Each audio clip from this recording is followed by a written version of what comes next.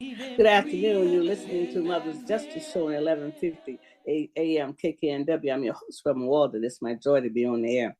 We who believe in freedom all over the world cannot rest till freedom comes. It's a lot of things happening all over the world today and every day. But some of it we get the news and some of it we don't. But I'm sure we're getting a lot of news. I haven't watched any news, but I'm sure everybody in America knows what's going on right now in Israel. And with and Palestine and that type of thing. I just send whatever energy I have, thoughts and thoughts, not only thoughts, but love. You send out love vibrations in the world, and it does help the world. And I'm convinced of that, been convinced of that for over 40 years. So I want to thank all my guests for all my listeners out there and all our supporters. Um, Happy time is coming up here. Annual breakfast is November 9th. 7 to 9 a.m. at the Esquire Club. Attorney Vonda Sargent is going to be our speaker, and we always give an award out at that breakfast. And you can go to Mother's website. It's Mothers, S-O Mothers, for policeaccountability.org, and the link should be there for you can buy tickets on Eventbrite. So anyway, I hope you show up. And if not, you can always donate to Mothers and help us keep us going. This is our 33rd year. Who had a clue that we would be going this long? We're always hopeful that the world is going to continue to get better and better and better. And in some instances, it has.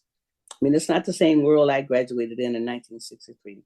Some for better and some for worse. It was not as much violence in our community when I grew up as it is today, and also it's a lot more. It's a lot of love out there, and it's a lot of young people going to college. I have 4 college graduates, grandkids, and then my other kids also finished college and finished school. So anyway, life goes on. One thing about it never goes backwards. I was waiting on Mr. Rye. He said he was going to hop on here, give us a quick update. My other guests will be coming on around during our first break. So.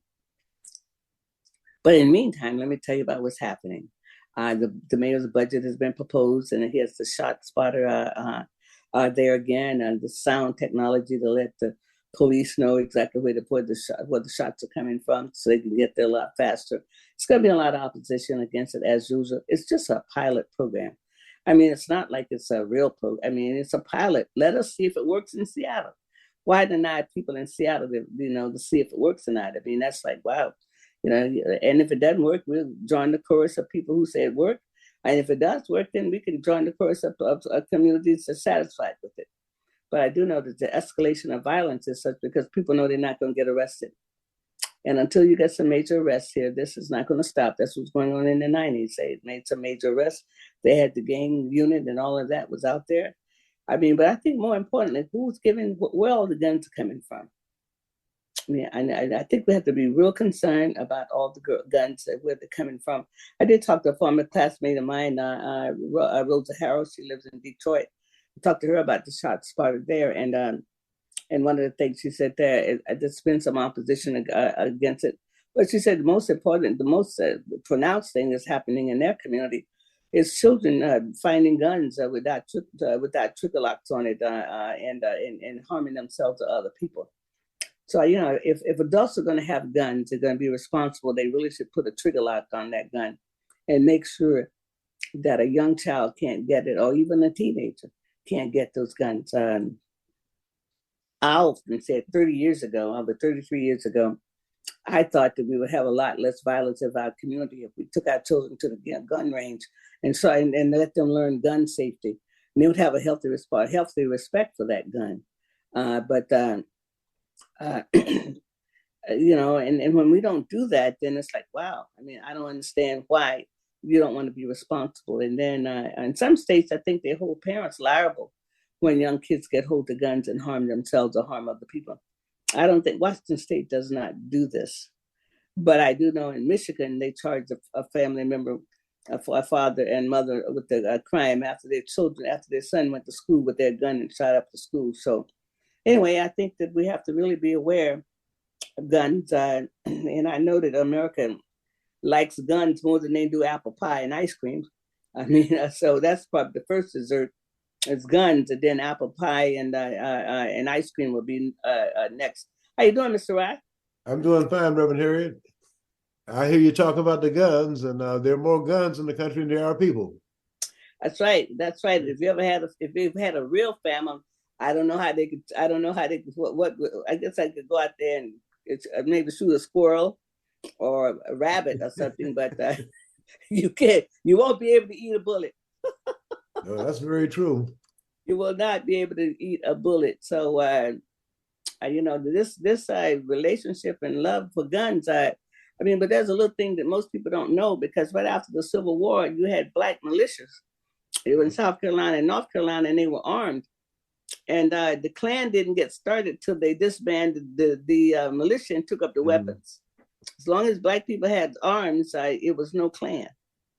And then after they took up those weapons and banned that, but those South Carolina and North Carolina black militia, then the Klan got started. So that's some of that history that we don't always know. But what's up, Mr. Rye? What's going on? I mean, I know you're always busy. How you feeling today? I was on the National Association of Minority Contractors national board meeting. President Bob Armstead had a doctor's appointment, so I sat in on that.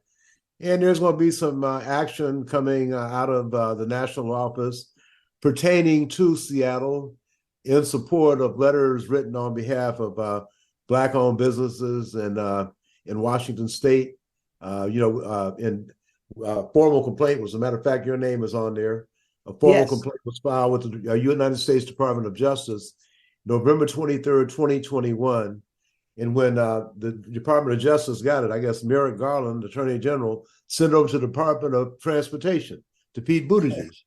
And I said, trying to reconcile, why would a racial discrimination complaint go to the Department of Transportation? So maybe that was a signal just to tell us Black folks just to keep moving.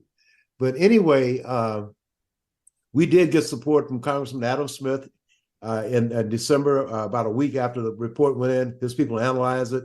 We had the data there proving that Blacks were being discriminated against in Washington State by the state of Washington and other municipalities and agencies as well. And shortly thereafter, Congressman Benny Thompson wrote a letter and attached the numbers from the states, not my numbers, but the state's numbers, to his letter to both Pete Buttigieg and Attorney General Merrick Garland. And then Senator Patty Murray wrote a letter to both Merrick Garland and Secretary of DOT Pete Buttigieg. And then in March of this year, we are going on 2 years next month, but in March of this year, Congresswoman Marilyn Strickland also did letters with documentation. And she, at the time, was chair of the Congressional Black Caucus. She was the whip of the Congressional Black Caucus. When Adam Smith did his letter, he was the chair of the House Armed Services Committee. When Benny Thompson did his letter, he was the chair of the Homeland Security Committee, and I had a stellar performance being the chair of the Select Committee on January 6th. So in talking to some of the members last month when I was back in Washington for the Congressional Black Caucus annual legislative conference, we talked about the lack of action in terms of dealing with discrimination issues, dealing with African Americans, especially African descendants of United States enslaved. Have nothing against any other brothers and sisters, regardless of their color. But I'm just saying, I know if I don't speak up for us, nothing will happen. No. I would love to have a whole bunch of y'all speaking up for us, but I know that's not going to happen right away. And it's our duty to speak up for ourselves. And that's our earned right, having died in all of America's wars. Some brothers fought against segregation during the war and fought with the British, and they got refuge in Canada, where they could vote. Okay, and now we're in a situation where, a lot is being asked of the Black community. But there will be a letter going to the Attorney General this week, and it should be, and a copy will go to all 58 members of the Congressional Black Caucus will be copied on the letter. Right. This is a travesty. It shouldn't be happening. And we have all Democrats in charge.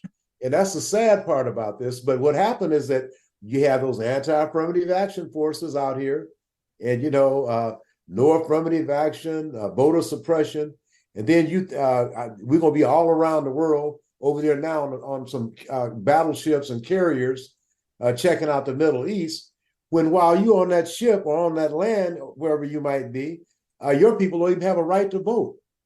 Your Well, you people know don't have that. a right to equal representation. Look at what happened in Alabama. But look what you The just mentioned, Supreme though. Court said that there was justification to have a second black district. So, as far as I'm concerned, if we can't vote, we can't fight. And we've Well, been all the I fighting agree for with you. 400 years, and I they don't agree. want to recognize that. And we got a lot of naysayers that say, if you don't show the black history, we don't have to worry about them, and they'll just go away. Well, Well, we're not going to fortunately go away. for We're not going some to go away. documentation that black soldiers did during World War II, before there was Israel, blacks in the United States military in That's right. segregated units were freeing That's Jews right. from concentration camps. That's But, right. That's right. That's right. we have given it all to this country. Like I said before, Doc Rivers said it best. We keep loving this country, and the country don't love us back. We've been here 400 years, and yet people who just immigrated to this country can get to the University of Washington longer than a person who has a lineage that goes back to slavery. Now, something's unequal about that. Isn't that amazing? And you know what? And I don't know how, I guess the court, didn't matter how we framed it because they were going to be against us. But that's an irony, what you just said, that we've been here, we've been here 20 generations now. 20 generations. That's a long time we've been here. And because a generation is 30 years, not this little stuff that people be thinking about. It's not that way, So it's been a long time. Might even be over 20 generations. But to think that people who just got here, their ancestors came maybe in the 1900s, and they could go to the court, and some of them came in the 1940s, and deny us what's rightfully due us, because they say it's discrimination against them, and our history was not ever considered.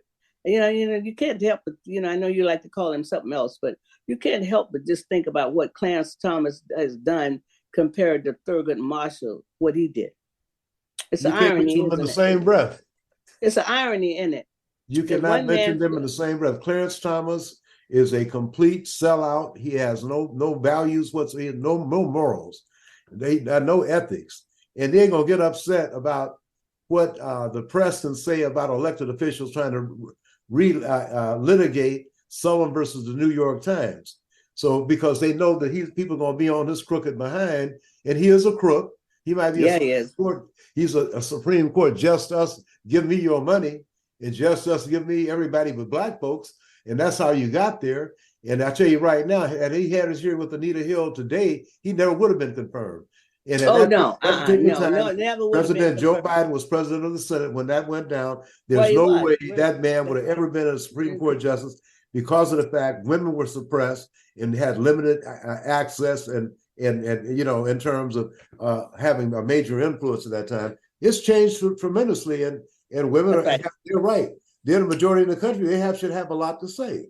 And Thurgood Marshall spent his whole life talking about what they're going to do with their body. But you going to have some men tell you what you can do with your body? That's ludicrous. Well, the Catholic Church been doing that ever since for about 300 years now. So Yeah, well, and I'll tell you one thing, and it's changing too. It's changing because the women in this country are speaking out. It's definitely changing. Well, that's what's going to take. But Mr. Ryan, after both of us has been here over over half a century, and then looking at a lot more onto that. But it's amazing that this battle continues. I mean, at what point does these races put it down? I mean, at what point? I mean, they raise up their great and great grandchildren now.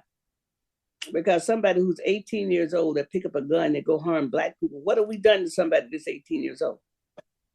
It came from home. That's where it came from. That's exactly. That's where it came from. And now we have this technology with this media that causes a lot of cultivates hate. You have prime time television where you have haters on there.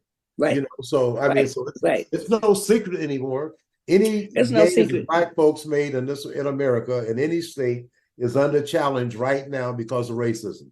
That's all it is to it. Anti-black racism. So particularly the blacks have been here 400 years, African descendants, United States enslaved, under attack all the time, every day.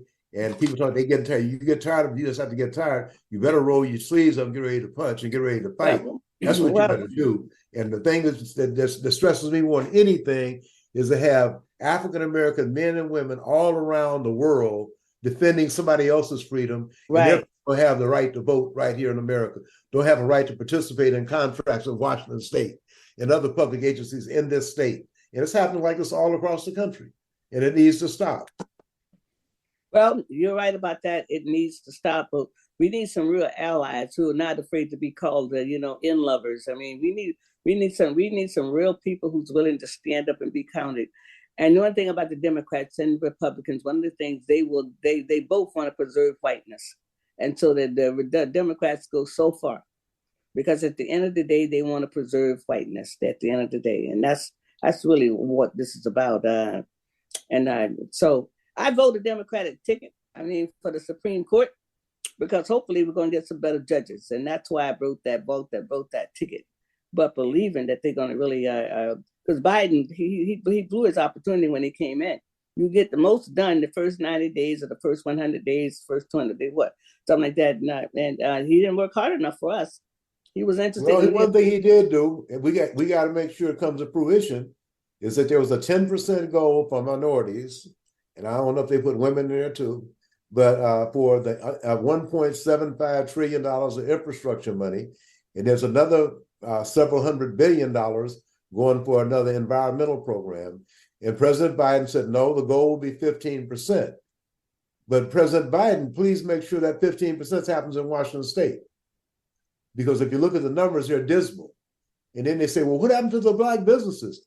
Well, if they don't have opportunities, they go out of business. When you have affirmative action for 23 years, and that was all they voted I-200, but the governor's directive 98-01 came from Governor Gary Locke. Yeah. From I-200. So and when we were down there trying to keep Branch really trying to keep him from just dogging Branch really, we didn't know then he's the one who had signed that paper, did we? We didn't know that then. Well, I'm trying to remember, that was before them. Anyway, it happened, so that's the most significant thing. Yeah. But now everybody that's in elective office, if you're gonna lose, and they didn't just pretty much ran all the Black folks out of the city of Seattle, and that's economic apartheid. Well, we still got some here. The Black legacy home ownership they're bringing them out, man. It's still some here. Well, thank God for Chikunde Salisbury for doing. Oh, and guess what Facebook did? Somebody reported that as spam, and they took it all. They took all the stuff down from yesterday. Everything about the Black. I wonder what real estate agency did that. I don't know, but somebody did. So I mean, he's haven't done the review. Isn't that amazing? We're under constant attack. There's no question about it. That's right. And I tell folks all the time, if you come with me, don't start complaining about how hard it is and when they're going to stop. That's right. Because it's not going to stop, and you just have to keep fighting. You have to tell your children to fight. You have to tell your grandchildren to fight, and make sure they don't go for the okie doke. And that's the most important thing. And that's right. Clarence Thomas is a good example of what not to be like. Yeah, that's why we have to have the Thurgood Marshalls out there and all the people who work for justice for us. We have a litany of people. Thurgood Marshall is, Clarence, whatever his last name is. I mean, he's done a lot of damage. But we have a litany of people who gave their life working for us. I mean, and that type of thing. So wow, this is really something. I mean, to be where we are in our life and in our age. Just to think about that. You think about 1963 and all of these things that happened, and the March on Washington, and the late Arch Fletcher, and all the work he did to put teeth in affirmative action to make it worth something. And then they came along and put the white lady on there to take some of the teeth out for us. So it's been a constant two-step, two step forward and one step back. And but I tell you one thing about the mighty Africans, and we are that. I mean, listen, because we've been gone all these years. Don't say the drums don't beat in our heart. That's what Miriam McLeod Mattoon said. That she was a daughter of Africa because the drums beat in her heart. And so we just keep at it, don't we? Don't have any choice. Don't have any choice. Yeah. Well, I mean, I guess, one of the things, I mean, some of the young people are not choosing to take this route, and we'll see how far it gets them if God allows us to be here. But as long as I'm alive, I'm going to do the best I can to keep raising our history, raising what's due to us, and that we're worthwhile and valuable. We have a right to be on the planet, and we have a right to prosper. We have a right to prosper. We also have to make sure that our history is out there. Like, people don't want to hear about 2 or 3 black folks being hung, and in one instance there was a woman and 2 black men, and it was on a Saturday afternoon, and families came out. I think it was a Sunday afternoon. Families came out for with a picnic baskets, yeah. Brought the kids to see some black folks hang and be mutilated, and that was a form of entertainment. So you're right about that. You're not getting on contracts, you know how far it can go. Well, but look, they took their children, and then nowadays they're talking about trauma. Okay, so what happened to the children who went to the lynchings? Were they traumatized enough to grow up to be better, or were they traumatized enough to just want to stay doing the same thing? Yeah, I mean, nobody's ever done a dissertation on what happened to the children that their parents took them to see a lynching. I mean, that would be an interesting study, because you still got people who the descendants of that, because the story probably got handed down, but that's a whole another what to call them. So, but anyway, we also got to look at the fact on January 6th, all those folks came out to overthrow the United States government. Yep, and had the Confederate flag. None of them are being punished. The Constitution say that Donald Trump can't hold no elected office. I mean, he said he's guilty of sedition. They got to find him guilty of sedition first, but it looked like he did a whole bunch of other stuff. So, but I'm talking about all the key players though that are still running around free. I mean, you had him on, just find me 11,780 votes, and then it's just, well, anyway. Yeah, well, I'm still amazed how that went down. Well, you have to be white to make that right. Because with Obama, he's been under the jail. Well, not only that, one of the captains of the Capitol Hill police force was asked the question, what if they were Black Lives Matter? He said they'd have been dead before they hit the first step. That's right. Exactly. He'd had the National Guard waiting on him. That's right. The National Guard was waiting, but he never called them. No, he did not. Yeah, Larry Hogan, the governor of Maryland, said, I was waiting on the call, but I never got it. No, he never got it. Yeah. And then they took the National Guard in Washington, D.C. from under the auspices of the mayor and put it under Trump. Yeah. Well, you know what? I mean, we're going to get with this stuff, go to bed with this stuff, but I still believe in divine justice. I believe in hope. I believe in kindness. I believe in goodness. I believe in all the attributes that Dr. King believed in, and that we talked about. I do believe that the world is changing. And I follow Dr. King's principles too about nonviolence. But one thing is, if we can't vote, we can't fight. You got folks, all black folks all around the world. I'll agree. Waiting to defend someone else's freedom, and they don't have the freedom to vote, to participate righteously in the economic system, to have quality housing. So, and then we got to go and make sure somebody else has that, but we don't have it at home. Well, yeah. Now, I'll agree with you. I agree with you that we're going to uphold democracy or freedom for somebody else, and then come home and you got police brutality. You have all these jobs and all this stuff where people are not doing well, and then healthcare and all those other issues. I agree, but I tell you what, we'll just have to keep at it. And I want to thank you for Mr. Rai for coming on your Mother's Justice Show, and continue to have a great weekend. You should have gotten the information about Mother's breakfast. I sent it to you this day. So okay, well, we'll make sure you're on to talk about it. It's been 31 years now? 32. Oh, no, 33 years. No, that's 33 years. Oh, I'm just 33 years old. Yeah, no, you started when you were 12. Huh? Yeah, I did. Right, it's been a long time. All right. Okay. Thank you. Thank you. All right. You listen to the Mother's Justice Show on 1150 AM KKNW. I'm your host, Reverend Walden. I'll be right back. Market Street Shoes is happy to sponsor the Mother's Justice Show in honor of our mother, Jackie Higgins Rosebrook, who spent her life fighting for social justice, and also in honor of all mothers who fight for social justice. Market Street Shoes, fashionable footwear and apparel for life's everyday adventures, in the heart of Ballard since 2006. Visit marketstreetshoes.com. Are you thinking of building a new home? A beautiful residence, custom designed to meet the needs of your family. If you are, then get started by listening to Designing and Building Your Dream Home with your host, KT. The show features interviews with award-winning residential architects, custom home builders, and other residential design and construction industry experts who will share their knowledge and expertise with you. That's Tuesdays at 1 p.m. right here on 1150 KKNW. Hello, friends. This is Stephanie Parrish, host of the Vitality Health Show, your voice of hope and healing. Each week, we will be bringing you leading doctors and naturopaths, as well as top nutritionists and mental health and emotional practitioners, bringing you hope in your healing. Join me, Stephanie Parrish, on the Vitality Health Show, your voice of hope and healing. The Vitality Health Show, Tuesdays from 7 to 8 a.m. And for more information about the show, visit myvitalityhealthsolutions.com. The Mother's Justice Show is brought to you by H.G. Walden and the Virtues Healing Circles. Join us for Wisdom and Wellness with Reverend Walden, a monthly virtual and in-person healing circle that focuses on community healing and growth. Learn more at virtueshealing.com. That's virtueshealing.com. Also, be sure to join our healing group on Facebook. Again, visit us at virtueshealing.com today. Good afternoon. You still listening to the Mother's Justice Show at 1150 a.m. KKNW. Thank you so much. This is your host from Walden. Hey, I had a glitch with one of my guests, and I got someone else that I can see if I can get on. But that's how life is. You always have to be prepared for the unexpected.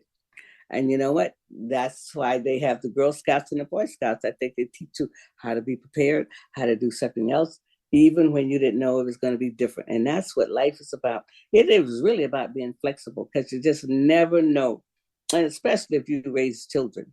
I mean, and even if you're a school teacher, and if you're a manager like Erica, he takes care of my show and the studio guy. He's always prepared for all kinds of unexpected things. So this is Reverend Walden. It's my joy to be on the air. And so I'm going to talk about mothers right now. I mean, I've been doing this for 33 years, so and I got a lot to say about mothers. And our breakfast is November 9th. I'm excited about it. We just keep going along. We're a grassroots organization. We're not down at the we're not downtown at one of the fancy hotels. We're going to be at the Esquire Club. It's going to be good. We were there last year. We had quite a few people there. We had standing room only. I mean, lots of people love us, and they always come out. So, but anyway, one of the things that I'm still on the Community Police Commission. People wonder why I'm still there. Well, I'm still there just because, I've done a lot of good work in this town. And one of the things we worked on, beginning in 2010, around the untimely shooting of death of John T. Williams, was to bring the DOJ to town. Because of that year, it's just been a bad year. 2010, a lot of events happened around policing. But as you can see, a lot of events keep happening around policing, don't you? And I understand why people are upset about them. But our community we need help in a lot of different ways. I mean, we need help to be able to actually arrest some people who have guns. And some of those people are young people. Why? Why do we have an epidemic of young people doing things? In my personal opinion, it's that, my guest just popped on here. But my personal opinion, why we have this situation that's going on, because our children are not being taught culture, and they're not being taught spirituality. It's our culture that got us together. It kept us going. And this is the longest that we've lived anytime with Caucasians. We've been fighting them for our longest being in America. And now our kids are in classrooms with people who don't like us.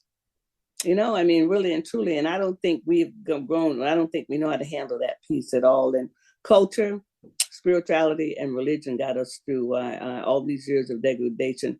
And now we are out of this so-called degradation. And then our children and young people are harming one another. I want to bring Miss Angela Davis on. She's been on before. You want to unmute yourself, Angela? Thank you for showing up for me. Thank you for showing up. I really appreciate you. I talked to you earlier today about something that's happening on Thursday night. We were excited about it. So I'm glad I'd already called you today. So I didn't call you out the blue. I called you because we had talked. We had also talked today and about your program, and I just admire your work. I admire your tenacity, your resilience, and the fact that you, no matter what it is that's happening in your life, you find a way to keep your spirituality going and to navigate life. And I'm really proud of you for doing that. And so come on and just tell the people about who you are and what you're doing. And you got some wonderful children. You had a wedding this summer, and you got a son that does lots of good stuff. So let's just tell the world who Miss Angela Davis is. Local Angela Davis, people. She's local. Yeah, well, my name is a conversation starter every single time. Oftentimes I get asked, are you the Angela Davis? And I say, yes, I am. I am the Angela Davis. I honor and applaud the one that most people identify with. I honor and respect her, but I'm not going to minimize my significance in the world because of the purpose of which God has designed me to show up. And so I honor and appreciate that. I'm not at home at this juncture, which is why I have my camera on. Oh, no, that's fine. That's fine. That's fine. No, I'm just glad that I'm glad that I could call you and text you, and then you could say yes. I mean, absolutely. If I'm available, the answer is yes, because we are community. We are to work together in collective, transformation, of the move of raising the elevation of consciousness of the person according to according to the unique divine nature of which people they were predestined to become. There's so much that you put in as a beginning for the conversation on today. For one, you were talking about our children, and how we want to take the time to really hone in onto what their needs are. Right. Because ultimately there'll be adults that need to make decisions that impact the world and the nation, and with this electronic world, they are holding the nation in their hands, and they may not even have that aware because we're a global society. The minute they hit enter on the computer, they are internationally connected. There's a social media implication. There's a mental and emotional implication just by the electronics that are in existence. And I'm not afraid of electronics, but the way that they're utilized and how we need to be absolutely mindful of the impact of social media on our young people, and how we as humans need to recognize how we are to continually consider our presence, our ability to interconnect with one another is so needed on such a vast way. And so in order to recognize all of those things, our youth are getting so much more information so much sooner than their level of consciousness is able to comprehend. And that is such a huge thing. We don't even really know the outcome of that just yet because we're still kind of like on the forefront of its impact. Right. I agree with that. And to expose our young people to so much information when their brains are yet developing and where they're not able to make connections to impact on an electronic, it's already, enough on the human level for human interaction to make comprehension of impact and intent and outcome, the passion and the desire to have a level of understanding of how we show up for our young people, no matter where we are, whether we're in public or whether we're in a formal setting of any type of institution. Our young people are watching and absorbing everything at such a rapid pace. We cannot take those things of futile, like it doesn't really mean anything. That's one thing that I really, really agree, because this generation of children will be the first children in the world to ever grow up and not have their mothers to hold their hand. If you observe mothers crossing the streets, they're not holding the children's hands. They're absolutely on the phone. They're not watching the children. And I find that stark contrast. For 2,000 years, a mother has always held her child's hands. Every culture around the world. And now the children are crossing the streets behind the mother, not in front of the mother, and the mother is on the phone. Yeah, and that human connection is so intense and so powerful, you know. Being able to allow that role to continue to foster and germinate and be implied, you know, is such an amazing thing. Oh, it really is. It really is. And not being able, you know, like you talk about the impressions that's coming in that they're dealing with. I mean, it's so much, and a lot of it is fake news. And if adults believe fake news, then you know the young people are going to believe fake news. But I think all of this is being done by design, because the children that's coming up today, I mean, they're not going to be using all their brains, because they're not using all their whole brain now. Because writing, you know, you're a writer, you know, writing with your pencil help you use all your brain, you know, and the other way, just the computer, and then you retain things longer, what you read in a book, and then you can use your fingers. All of that help you, and so I think a lot of this is being done by design. Oh, it absolutely is being done by design, you know, and which is why we all have to grasp as much of an understanding of the impact of the technology on our human interaction, on our human connections, and how do we understand that disconnect is impacting us all. You know, the young people, because a lot of times I'm not framing this as though I'm a psychological expert or anything. I'm coming from the experience of working for the Juvenile Detention Center for 5 years. I'm coming from the experience of working with Children's Home Society of Washington for 5 years. I'm coming from a plethora of ways of which I've seen the impact of the lack of human interaction in the youth. And knowing that their basic needs, all of them, the majority of them are coming from what we as human beings give them.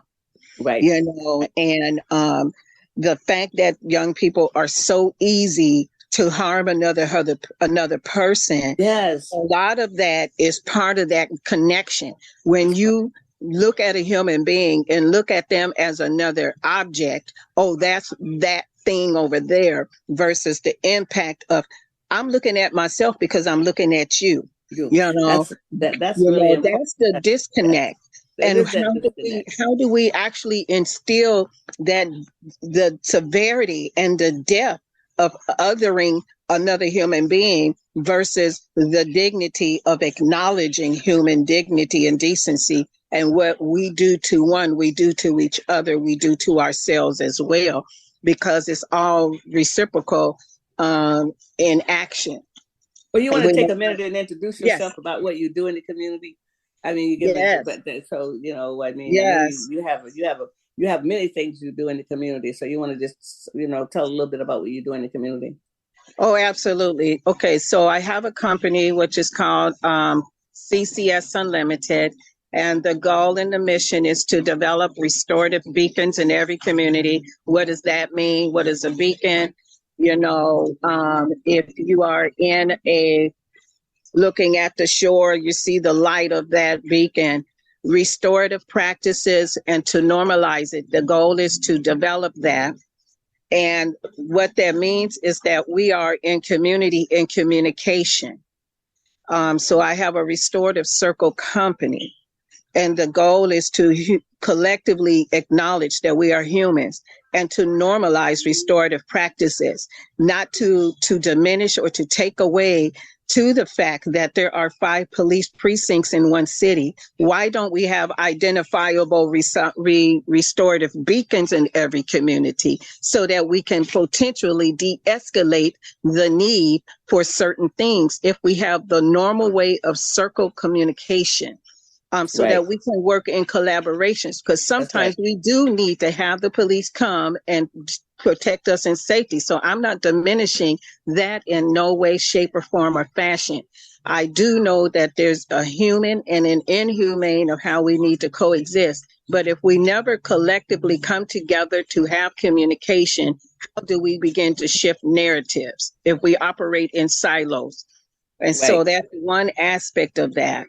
And with that piece, working with coalitions and organizations and institutions and community-based situations so that we can begin to normalize and honor the deep work that circle keepers do to be able to make that a living, because we do not have enough money for crisis beds. We do not have enough money for intervention and mental health professionals. And if we were to consider the beauty and the impact of qualifying and acknowledging that circle keeping is a vital community base, there's a wealth of knowledge and expertise that our community have. And that is cost effective. It is preventative. It is reducing a lot of the data that is escalating. But until people actually grab a hold of the fact that it would be cost effective and see the benefit, maybe they will get a notion, right? That's how it's been with the Virtues Project. It's been around for 33 years. And now people, believing now more, believing that these words on the cards, that the virtues actually can, with the Virtues Healing Circle, that's similar. But different. But they all are making progress in the world. This is, they're out there across the country, across the world with the other ones. But the circles are ancient. All the indigenous people and even Europeans at one time was indigenous. They don't remember, but sat around in the circles, and so circles goes back ever since. You could say that the master sat in the circle with the disciples and all the things like that way, and so circles has something to do with no beginning and no ending. Exactly. That we are there forever. But one of the things that Malidoma said, he's in spirit now. He wrote the book of Water and Spirit. He said the youth are violent when the elders are missing. And he says that the elders and the youth need to be together. And the reason why, because the elders help give the children's heart compassion. Because if they're not around elders or people who help give them compassion and empathy, then they grow up without any. If their parents are not teaching it. But it's hard to be around elderly people all the time and not have to have some empathy or compassion, because you're going to have to get up and go do something for them eventually. It's a glass of water. Go get the newspaper, go get the telephone. You're going to have to go get something. And then that makes you come out of yourself, begin to know what service is. Because our children don't know what it is to serve. Right. Don't know what it is to serve, and because the more because even the little ones would help clean up and they feel so good when they put their little toys back and, you give them a little atta-girl, a little atta-boy. Even in the beginning, they want to be helpful, Yeah, that generational connection is so intense and so powerful and so vital, because how can you know where you're going if you don't know where you've been? Exactly. Right. And that's exactly true. Yes. Yes. And then when you were talking about the virtues cards, everything begins with a thought. You know what I'm saying? And your virtues model is actually very, very, very much needed and should be very foundational in the whole concept, because you are transforming language that transforms thoughts, that transforms ideas, that transforms narratives, that shapes the world that we exist in today. And, and I do honor and I do appreciate the fact that you are, because the language and the concepts of your virtues model are the words that we need. Those are the words we need Right. Because, They help. you know, They help love us. Yeah. they say the definition of insanity is what? You know, Keep doing the same thing and looking for a different answer. Yeah, yes, you know, really. yes, Yeah. But yes, what's important about what you're doing, and is that this came out of the deep love for you. And you know, you brought this from a well of love for not only for yourself and for your family and for the community, and you keep at it, and I think that's remarkable. And I can see those beacons. Because you know we have some plans also, and eventually we'll probably hook up with some of these plans. But because see, you know what's going to heal the world is love. yes. Love is going to heal the world. I mean, all the other stuff is sinking sand. You know, sinking sand. And I know that you're in a place right now, and I just appreciate you coming on. You jumped on for me, and I appreciate you. Angela Davis and all the work you do in Seattle, and after a while it'll be in other counties. You know, just keep going with this, okay? Because you're trying to help and you want to uplift. You want to help. You're helping mothers and other people who've experienced tragic deaths in their family, family members taken so swiftly from them, and we're all trying to heal. I mean, from a society that don't love anybody, and the society doesn't care about children. Because if you haven't fixed schools where people can't go in and kill children, when you don't care about children, I mean, it's been going on ever since Columbine. You know, I mean, and so if this get fixed, it's going to get fixed from love and from people like you that absolutely want to love them up. You know, and you know, I'm going to have somebody to draw this poster for me. It's gonna be a big old fat lady, and I ain't the fat lady. You know, in a rocking chair, and she's gonna sing "Bring Me the Babies," and she's gonna just rock the babies and love the babies up. See, that's because love is so necessary, and that's what you're doing with your program. You're bringing so much love, and I appreciate you coming on. And before you go, I just want to do a little shout out for mothers again. I want to talk about our breakfast on it's going to be on November 9th, and I asked you to volunteer, and you said yes, you might be able to do that. And one thing I'd say about you also, Miss Davis, is that your word is good. I mean, your word is good. You're faithful to your word. Thank you. And I find that commendable, because so many people, when they tell you they trying, I put them in the no box. They ain't coming. Because and organizing for 33 years. If they say they trying, I said, well, let's call another volunteer. And if they show up, it'll be gravy. But if they don't, you know, Lonnie Nelson taught me that was with me for 22 years. A Stella volunteer and know how to help, know how to bring people in as volunteers, and she did that so well. And so I appreciate your word is good. And if you have to make another agreement, you do call and say, you know what? Something else has come up, and I want to give you my, you call for an excuse, or you call about honesty about what happened. And so I think that's commendable, because so many people, they call you back tomorrow. Oh, girl, child, I tried to get, no, you don't do that. Right. I appreciate that. And so Mother's Justice Breakfast is November 9th. At the Esquire Club at 7 o'clock in the morning. Time would have already jumped back. Okay, so it's going to be dark for folks. Right. I mean, it's not going to, so you're going to get up in the dark for a while and go to bed in the dark. So that's how it's going to be for a few months. But, Mothers has been around for a long time. And, I appreciate people like you who come and help us out from time to time. And so I thank you for getting on here for Mother's Justice Show today. And so I'll let you go ahead and continue your day, because you stopped what you were doing to help me out today. And I appreciate you, Ms. Davis. I appreciate you. We'll be talking later, okay? Yes, all right. Peace. Blessing you. Thank you, honey. Peace and blessings. Thank you. You're welcome. And I tell you that this is what my community is like in Seattle. I could call somebody up, and so this is, if people say they don't have a community, that's not true. We have a community in Seattle. We have a good community in Seattle. We really do. And I always say that when people say you're talking about you don't have community, I say, I don't know what hood you in. I'd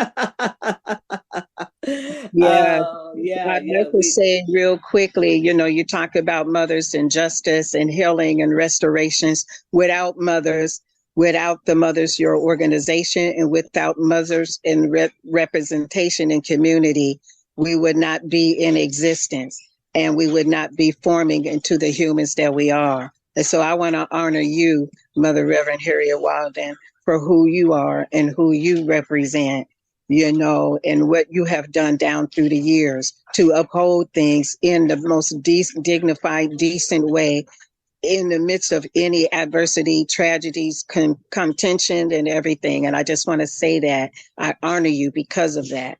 I honor you because of who you are and whose you walk around in presence of.